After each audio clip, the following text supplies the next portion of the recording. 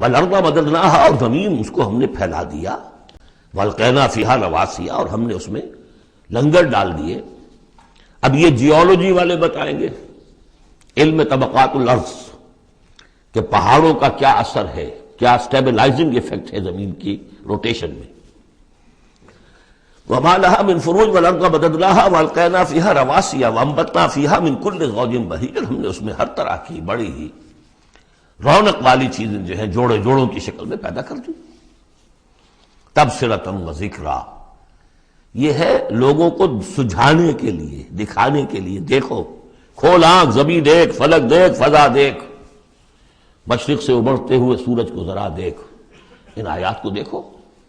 افلا ينظرون الى الابل كيف خلقت والى السماء كيف رفعت والى الجبال كيف نصبت والى الارض كيف سطحت۔ تبصرۃ، یہ ہم صرف سجھانا چاہتے ہیں، دکھانا چاہتے ہیں، وہ ذکریٰ، اور یہ یاد دہانی بھی ہے۔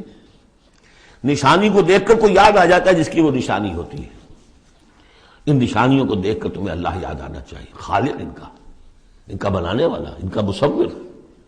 هو اللہ الخالق البارئ المصور لہ الاسماء الحسنی۔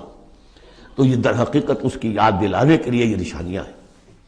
لکل عبد منیب، لیکن یہ اسی بندے کے لیے ہے جو منیب ہو، خود کچھ رجوع رکھے ہوئے ہو، وہی جو تمہیں کہتا رہا ہوں کہ فطرت مس نہ ہوئی ہو، روح مری نہ ہو، تب تو یہ تمام چیزیں جو ہیں مفید ہوں گی، آنکھیں بھی کھل جائیں گی اور تذکرہ یاد بھی آ جائے گا۔